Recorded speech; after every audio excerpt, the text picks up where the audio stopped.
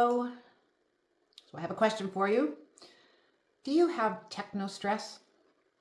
Well, we live in an age where technology is supposed to make our lives easier, but instead it has created a stress environment, an anxiety level that we've never had to deal with before.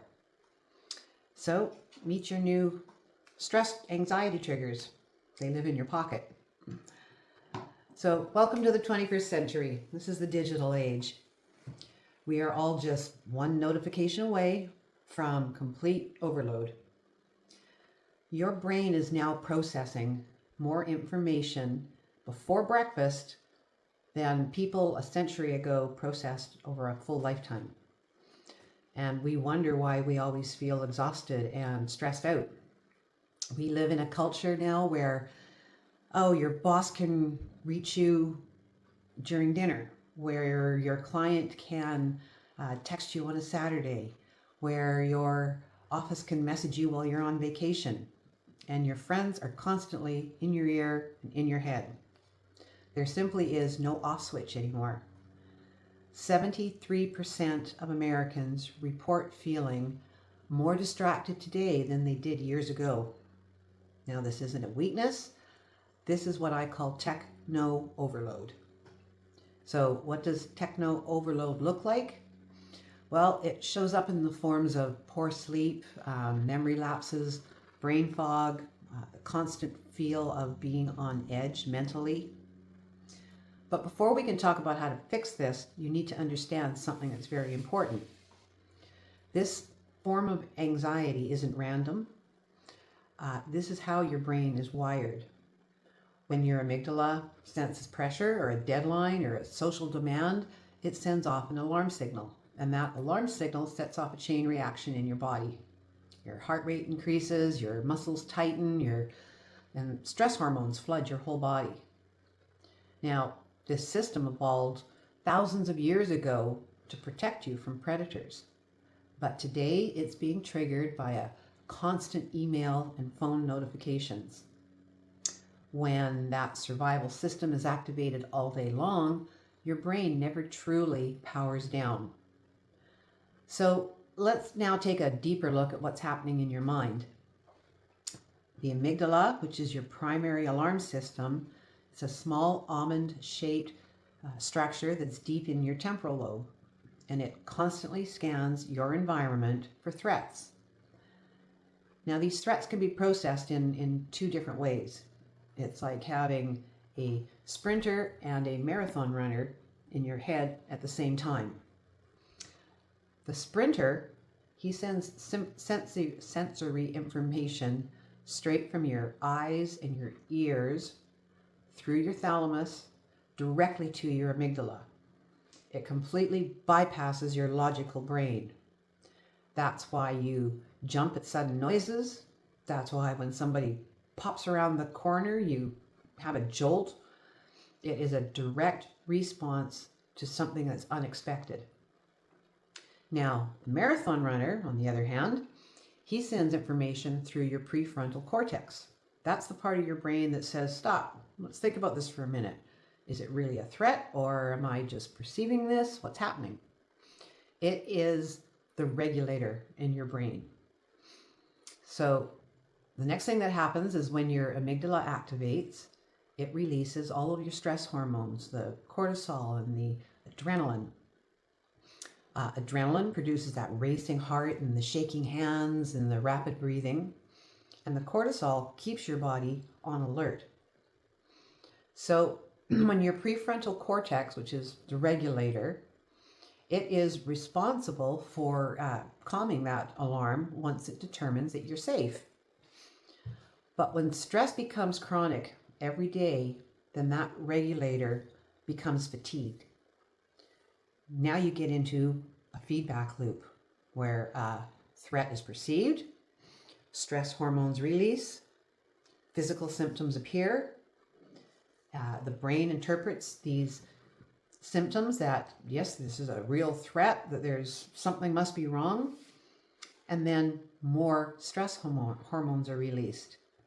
Then your symptoms intensify, and now you're caught in a loop. So what happened? Why didn't your brain turn off the alarm once it realized that that threat wasn't real? Well, in very simple terms, your off switch, which is your parasympathetic nervous system, it has stopped engaging effectively. And when that off switch doesn't activate, those stress hormones stay elevated. Now, the regions of your brain involved in emotional regulation and memory, they become more reactive. And that change in itself makes you more anxious. And then that also reinforces that pattern. So this loop is now strengthening all of those negative neural pathways.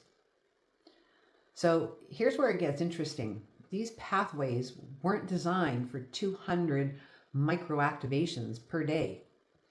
They were designed for lions and fire and imminent attack.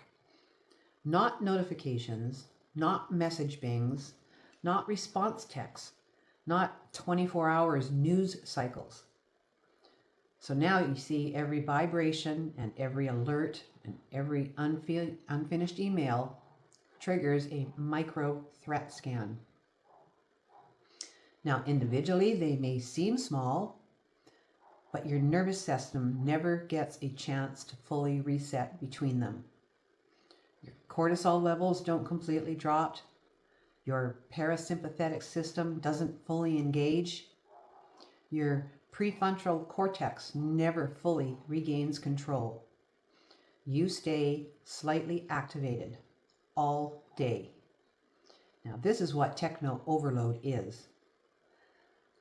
Don't get me wrong, it's not because technology is dangerous.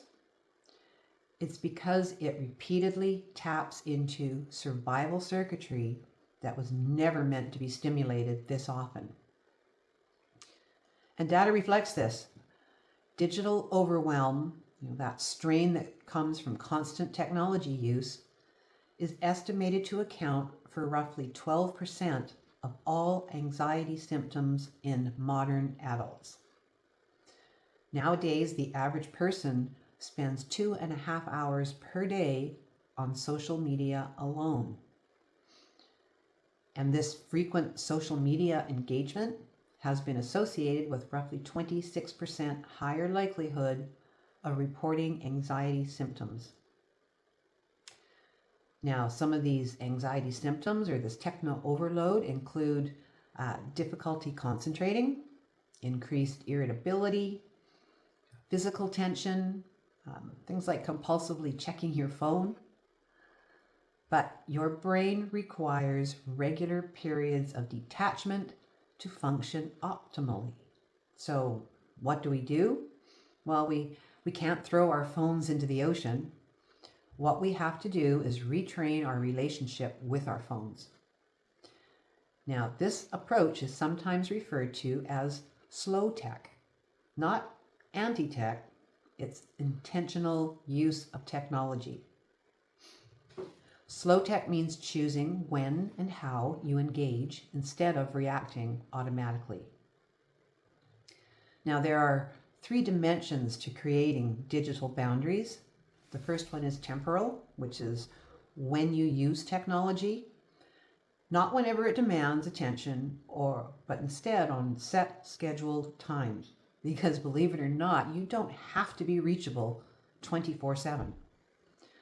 The second dimension is spatial, which is where you allow your devices. They don't have to be everywhere with you all day long. There should be device-free zones, the dinner table, 2 hours before bedtime, whatever works in your personal habits. And then the third spatial area is a psychological one, which is how you engage. It should not be done compulsively. It should not be done anxiously, but instead done deliberately, when and how you dictate. And you can even use digital wellness tools to support this. There are screen time tracking apps, useful or usage dashboards, mindfulness apps. Yes, I know you're fighting fire with fire, but you're doing it mindfully. Now, research has suggested that consistently practicing slow tech over roughly 8 weeks can strengthen those neural pathways associated with calm regulation. Think of it as strength training for your nervous system. When you reduce repeated threat activation, you allow your stress systems to recalibrate. Over time, you may notice improved sleep quality, sharper focus, greater emotional regulation. So start small. Try tech-free portions of your day.